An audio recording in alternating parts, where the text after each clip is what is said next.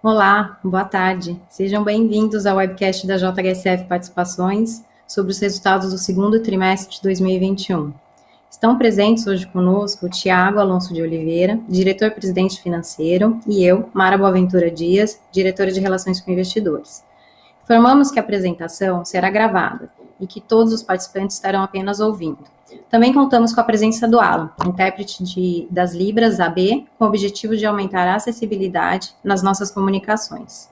Esse evento está sendo transmitido simultaneamente via YouTube, pela página da JHSF Participações, e via webcast, podendo este ser acessado no site de Relações com Investidores da JHSF, no endereço ri.jhsf.com.br e pela plataforma do MZIQ, onde a apresentação também está disponível para download.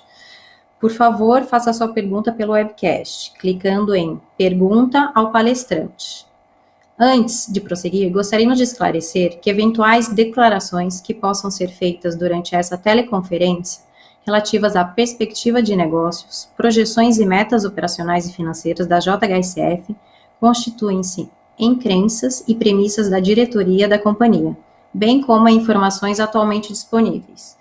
Elas envolvem riscos e incertezas, pois se referem a eventos futuros e, portanto, dependem de circunstâncias que podem ou não ocorrer, alterações na política macroeconômica ou na legislação e outros fatores operacionais podem afetar o desempenho futuro da JHSF e conduzir a resultados que diferem materialmente daqueles expressos em tais considerações futuras.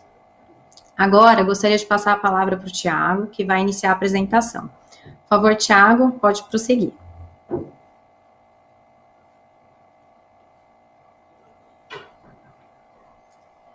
Oi, Thiago. Obrigado, Mara, pela apresentação. Alan, prazer estar com você de novo aqui para ajudar a gente na teleconferência. A gente vai aqui fazer uma apresentação rápida sobre o desempenho dos negócios, o desempenho consolidado, e entre a Mara e eu, a gente também vai ajudar vocês na sessão de perguntas e respostas. Vamos começar pela área de incorporação. Nós tivemos ao longo do segundo trimestre desse ano um crescimento do volume de vendas da ordem de 66%, crescendo de praticamente 340 milhões de vendas no ano passado para pouco mais do que 560 milhões esse ano. A gente queria destacar aqui que houve uma ampliação não só da venda, mas também uma distribuição maior entre os projetos da companhia que geraram esse volume de venda. Com isso, nós vimos a receita líquida crescer 139%, a gente chegou pertinho de 560 milhões de receita ao longo aí do segundo trimestre, comparado a 234 no ano passado, e o EBITDA ajustado passou um pouquinho de 422 milhões contra 176, 177 no segundo trimestre do ano passado. Acho que, no geral, a gente viu um bom trimestre do ponto de vista de vendas. Início agora do terceiro trimestre, a gente também percebe um ritmo bastante constante com aquilo que nós vimos ao longo do segundo trimestre em termos de vendas e de demanda pelos produtos de incorporação da JHSF.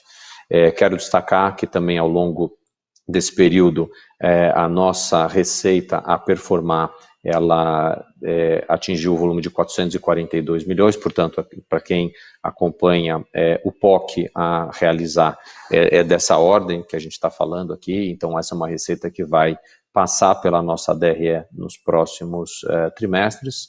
Nossas contas a receber performado de aproximadamente 920 milhões de reais, contas a receber indexado, um pedaço ao IPCA, um pedaço ao IGPM, e também alguns outros indexadores, e a gente ainda tem mais quase 440 milhões de contas a receber a performar. Boa parte desse a performar, ele está atrelado ao INCC, trazendo com isso uma boa proteção de custos para a companhia, à frente aí de uma escalada de preços que a gente tem acompanhado no mercado de maneira generalizada. Passando para a próxima página, por favor, a gente vai dar uma olhada aqui rápida nos indicadores dos shoppings e do varejo junto com o digital. Nós fizemos aqui uma comparação tanto com relação a 2020 quanto com relação a 2019 nos indicadores S da companhia, que estão na parte inferior à esquerda. Então, olhando contra 2019, que é o que está mais destacado aqui, nós crescemos same-store sales, né, 11,5%, same-area sales 9,9%, same-store rent 8,7% e 9,3% para o same-area rent. Isso aqui acho que mostra que, a despeito de ainda durante o segundo trimestre de 21, a gente ter passado por alguns meses, e principalmente aqui o mês de abril, com mais restrições, a gente conseguiu crescer com relação a 2019, portanto, ao ambiente pré-pandemia. Quando a gente olha na linha de baixo, que é onde a gente está fazendo a comparação com o ano de 2020, os números eles são bastante expressivos, a gente está falando coisas de quase 5 vezes mais do que aquilo que nós vimos no ano passado, por isso entendemos que a comparação mais adequada aqui para vocês, ela seria feita sobre o segundo trimestre de 2019. Quero destacar que o mês de maio foi melhor do que abril, junho foi melhor do que maio e julho veio melhor do que junho. Então a gente está vendo, de fato, uma recuperação importante no que diz respeito às vendas que estão acontecendo nos nossos shopping centers. Por falar em venda, a parte de cima do gráfico, ainda à esquerda, ela mostra a venda dos lojistas. A gente teve, com relação a 2019, 16% de crescimento. Se a gente olhar com relação a 2020, quase 560% de crescimento. Portanto, bastante expressivo aí, tanto com relação a 19 quanto com relação a 20. Em termos de receita líquida, a gente trouxe aqui a comparação com relação ao segundo trimestre do ano passado. Quero lembrar para todo mundo que desde o início da pandemia, a JHSF optou por não fazer linearização dos efeitos da Covid, portanto, aqui a gente está passando na nossa DRE o que de fato está acontecendo.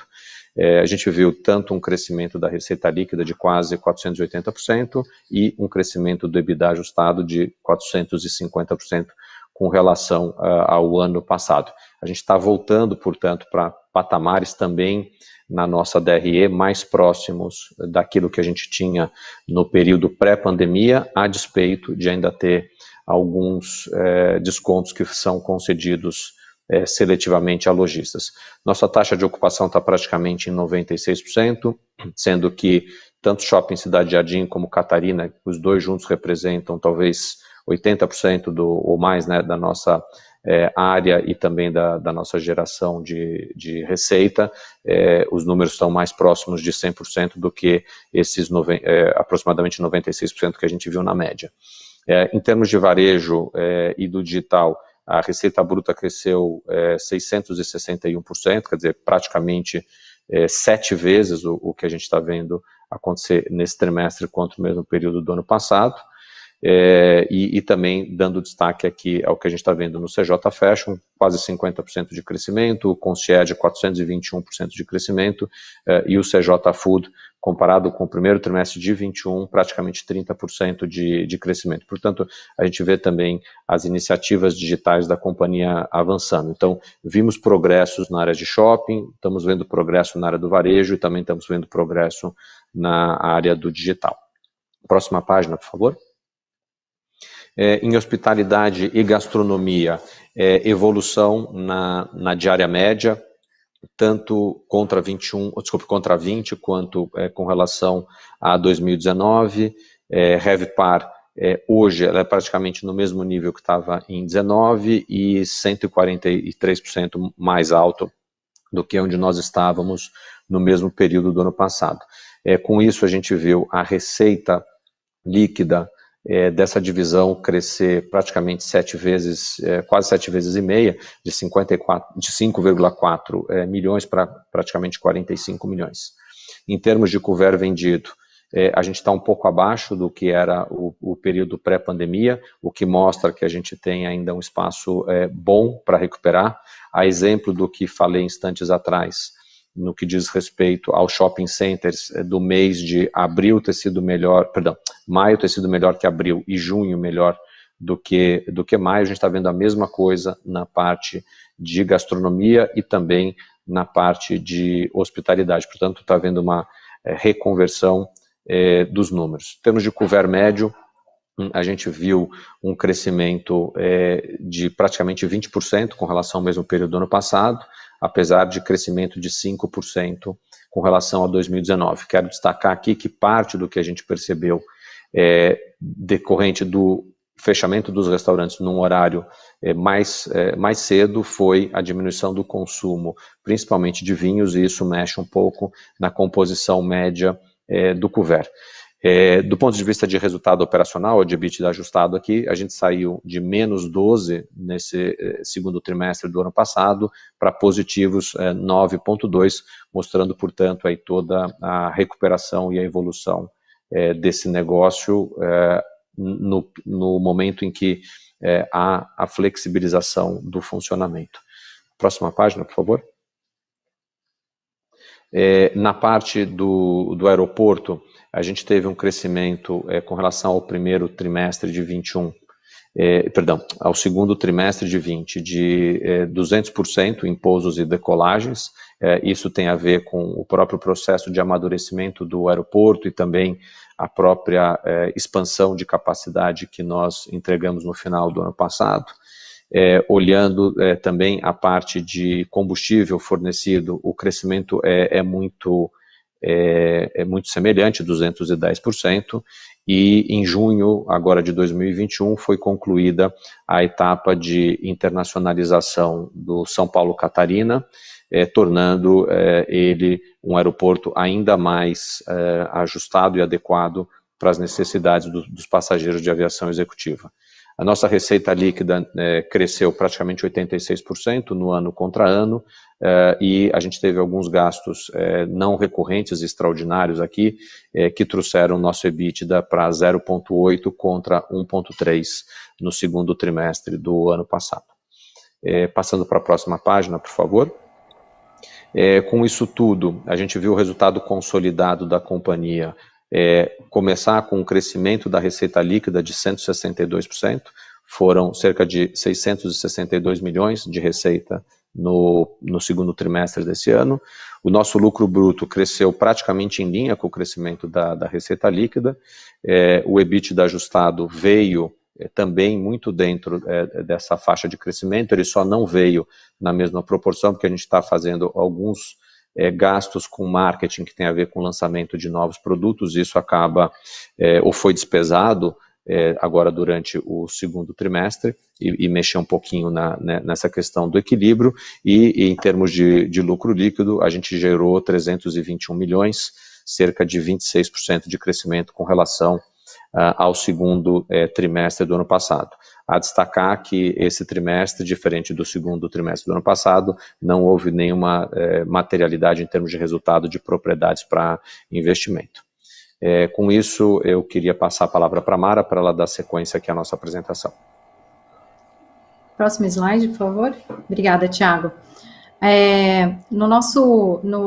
Nas iniciativas ESG, o ambiental, social e governança, né, em português, eu queria destacar algumas de cada três. Na ambiental, a gente tem um trabalho muito forte de recompor a fauna e a flora dos projetos que a gente desenvolve. Então, normalmente são pastos, canaviais, que a gente recompõe toda a fauna e a flora, e a gente colocou alguns números, então são quase 5 milhões, um pouco mais de 5 milhões de metros quadrados de preservação ambiental. No social, a gente continua com as parcerias filantrópicas bem fortalecidas, e também a gente tem um comitê de diversidade. Então, após um programa de inclusão que a gente fez, a gente criou um comitê e atua para manter um ambiente de trabalho mais incluso e diverso. A força de trabalho feminina também é um destaque, então a maioria da holding é de mulheres, composta por mulheres, e 40% da diretoria estatutária também.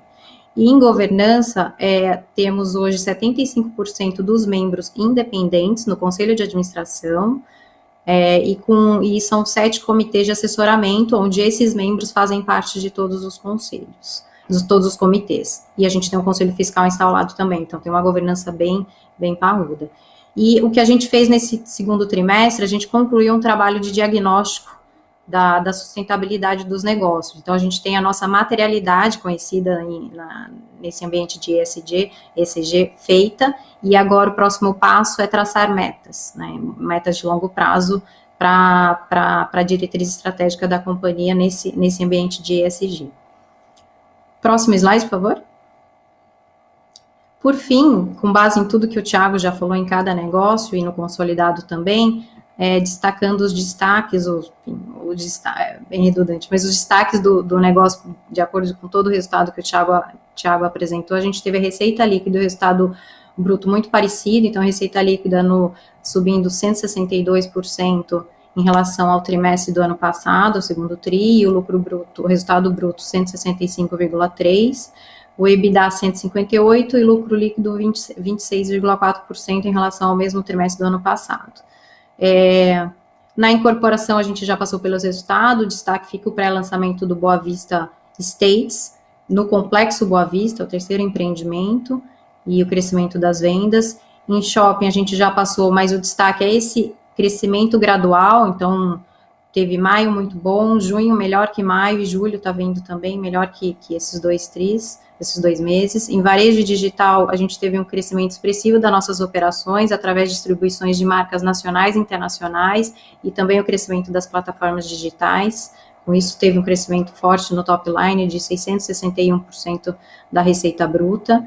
Em hospitalidade e gastronomia, o nosso destaque é para os hotéis de lazer, com ocupação bem mais alta que em 2019, então níveis sem restrição pré-pandemia, e a abertura do Hotel Fasano Fifth Avenue em Nova York.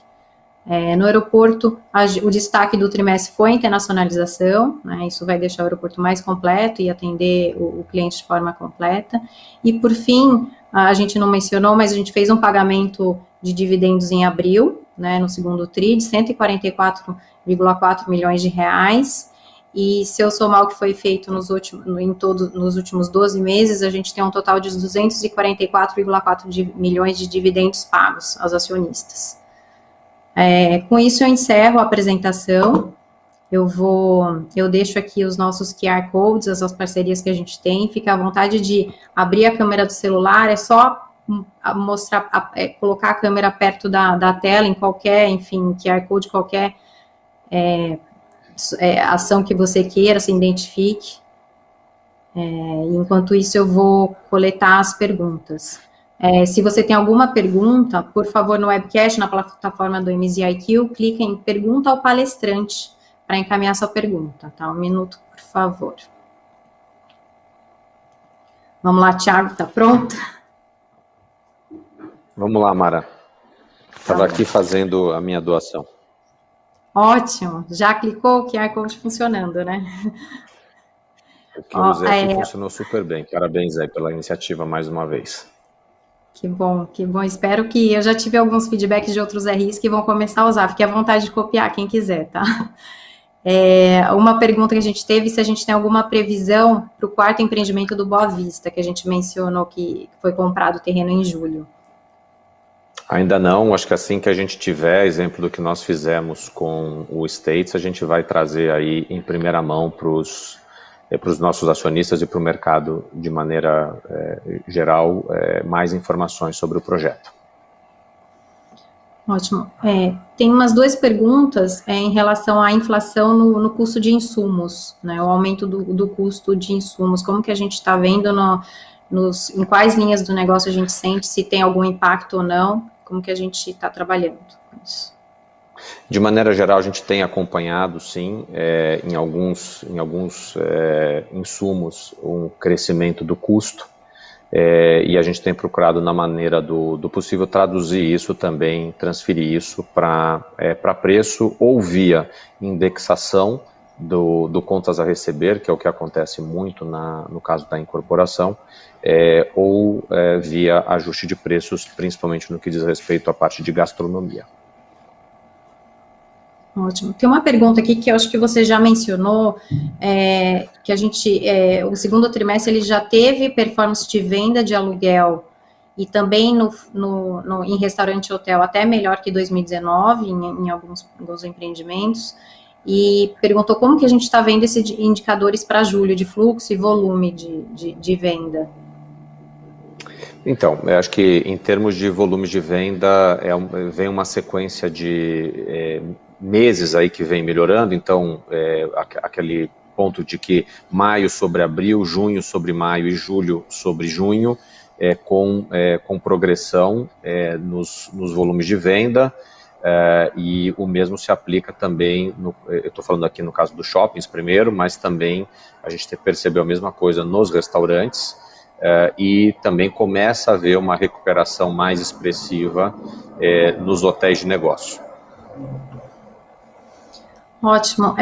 Pediram para explicar um pouco sobre o States, o pré-lançamento desse produto, o que seria, mais detalhes, e perguntaram de novo sobre o quarto projeto, sobre o States.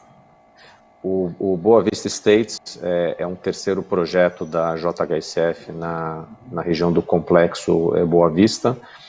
Ele foi desenvolvido com terrenos a partir de 20 mil metros quadrados, aquilo que a gente chamava dentro da Fazenda Boa Vista como estância. Ele é o produto de menor metragem quadrada nesse momento dentro do empreendimento. É o empreendimento mais exclusivo dentre os três já lançados pela JHSF na região da Boa Vista. Tá, ótimo. Sobre a retomada de venda dos lojistas ou a alta que a gente apresentou de venda dos nossos shoppings, perguntaram se foi no segmento de luxo ou todos os segmentos, se a gente sentiu, enfim, algum segmento específico performando melhor, e voltaram a perguntar de julho e agosto, que tem 6 dias, nem tem 6 dias ainda. Não, assim, acho que no geral o setor de serviços dentro dos shoppings ele ainda tem um desempenho um pouco menor do que a parte principalmente de marcas internacionais, que está no outro extremo, que é um pedaço que está crescendo até de maneira mais forte do que a média. Então acho que estão aqui os dois extremos, né? Então, a parte, por exemplo, dos cinemas, das academias, esses ainda estão sofrendo mais, mas acho que é relativamente simples a gente entender o porquê. Tem a ver com ainda existência de restrições sobre horário de funcionamento ou sobre a utilização de capacidade, ao passo que na parte de luxury brands a gente está vendo um desempenho superlativo. Ótimo. No nosso complexo Catarina, Parque Catarina, estão perguntando sobre a expansão do outlet e também um update sobre Catarina Town, se a gente tem, enfim, continua com uma previsão de lançamento e a comercialização da expansão do Catarina Outlet. Obrigado, Mara. Acho que com relação ao Catarina Outlet, a gente já tem obras em andamento lá, a gente está bastante confiante com relação a sequência do desenvolvimento do Catarina Fashion Outlet, que, para quem não conhece com detalhes, é o maior e considerado o melhor outlet fashion do Brasil. Parte desse crescimento forte que a gente tem apresentado em vendas na divisão de shopping centers, ele vem também ancorado aí pelo Catarina, assim como o Shopping Cidade Jardim. Então, no geral, a gente está bastante tranquilo com relação à expansão física desses dois ativos, que é exatamente o que a gente está fazendo nesse momento. Não só a expansão do Catarina, que é a pergunta propriamente dito, mas também a própria expansão do Shopping Cidade Jardim. Com relação ao Catarina Town, a gente está bem avançado do ponto de vista de desenvolvimento do Master Plan. A gente tem feito reuniões com muita frequência com os escritórios de arquitetura que nós contratamos para fazer a parte toda de Master Plan, e a gente espera em breve aí também ter novidades com relação ao avanço desse projeto para a JHSF. Obrigada, Thiago. Sobre o Village, perguntaram, a gente comentou no release, né, que a gente antecipou o lançamento de fase pelo aquecimento comercial, perguntaram se dado esse ritmo a gente pode acelerar futuras fases, ou outras fases do Village, e perguntaram qual é a fase que a gente lançou, a última fase lançada. A gente tem uma previsão para o Village de 8 fases. Nosso plano inicial era lançar cada uma das 8 fases com intervalo de 18 meses, e a gente praticamente já lançou 3 fases no intervalo inferior a 24 meses, então a gente está à frente do que era o nosso planejamento inicial, e toda vez que a gente perceber que existe espaço, a gente vai acelerar o lançamento de fase, assim como se a gente perceber algum movimento no sentido contrário também vai fazer o movimento. O interessante de fazer empreendimentos de maneira faseada, é que eles dão uma maior flexibilidade para que a gente faça o lançamento de acordo com as condições de mercado. Tem mais uma última pergunta aqui, eu acho que, enfim, dá para a gente encerrar com ela. Perguntaram sobre a nossa estratégia financeira, se nas aplicações financeiras a gente tem algum tipo de hedge pós-fixado no CDI para cobrir alguma exposição do aumento da Selic. A resposta é sim, a gente tem uma boa parte da posição de caixa da companhia que ela fica associada com a taxa pós-fixada, portanto aqui ao CDI, e isso de uma certa maneira dá uma boa tranquilidade aí com relação a descasamento entre o caixa aplicado e uma parcela também importante aí do nosso endividamento.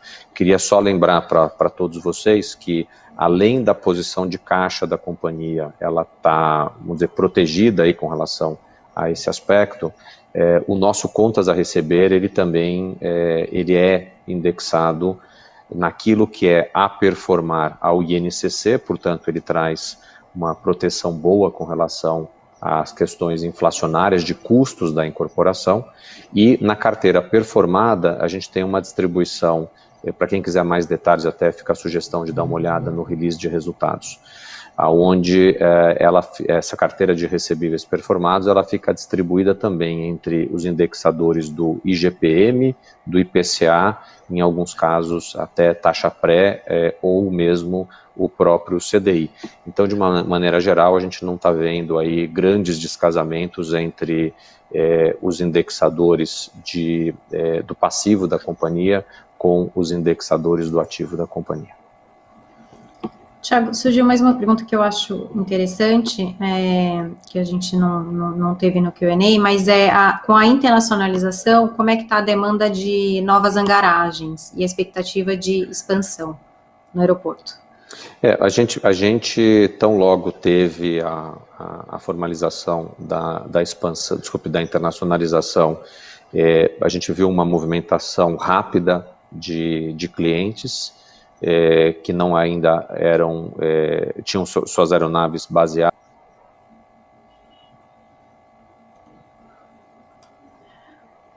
Oi, eu posso continuar, enquanto isso que o Thiago retoma.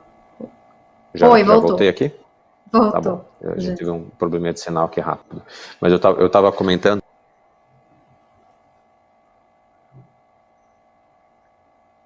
Acho que está ruim. Eu posso falar, assim que a gente teve a internacionalização, a gente já estava com uma capacidade ociosa pequena, e assim que a gente teve essa comercialização, voltou a estar num nível bem aquecido. Então, possivelmente, ainda nesse segundo semestre, a gente inicia uma expansão para novos hangares, porque com a capacidade que a gente tem hoje, a gente conseguiria absorver em 15, 20 aeronaves a mais no máximo. Então, a ideia é ter uma expansão em breve. Não sei se o Thiago... Essa já era a última pergunta aqui também, eu não sei se ele vai voltar. Então, enfim, se ele não voltar, eu queria agradecer todo mundo pela participação, deixar o site de RI, está sempre à disposição, lá a gente tem todo o material do resultado, então é ri.jhsf.com.br. Para quem que ainda ficou dúvida, enfim, não teve tempo de escutar, vai escutar depois o replay no YouTube ou no site. Qualquer dúvida pode enviar um e-mail para o ri@jhsf.com.br. Se preferir também entrar em contato por telefone, pode ligar para a gente no 011 3702 5473, tá? Que é o final JHSF 5473. Fica também o convite para visitar a nossa página do YouTube. Quem não está assistindo pelo YouTube, a gente tem um canal YouTube com muitos vídeos, com a playlist, então JHSF Participações. E obrigada pela participação. O Thiago voltou. Acabei de passar os canais do RI e encerrar. Acontece. Bom, eu peço desculpas aí a todos vocês. Eu peço desculpas aí a vocês com relação ao problema técnico que eu tive por aqui, mas tenho certeza que a Mara trouxe para vocês aí as considerações finais, né, com relação Sim. ao projeto do aeroporto, e também queria aqui deixar em meu nome, em nome de toda a administração da JHSF, um agradecimento especial para o nosso time de colaboradores pelo trabalho excepcional que foi feito por mais um trimestre, aos nossos clientes pelo apoio que tem dado para a companhia de maneira geral, e aos nossos parceiros de negócio, com quem a gente está muito feliz por ver essa recuperação importante das suas vendas e a retomada gradual dos seus negócios. Desejo a todos bastante segurança, saúde, e que a gente continue vendo aí a situação de maneira geral aqui no nosso país progredir de forma sustentada. Um abraço a todos, Mara, obrigado. Alan, eu estou segurando o celular aqui, não vou conseguir te mandar aquele abraço, eu vou mandar com uma mão só, já sabe o que eu estou falando aqui, valeu mais uma vez, cara. Tamo juntos aí. Obrigada, Thiago.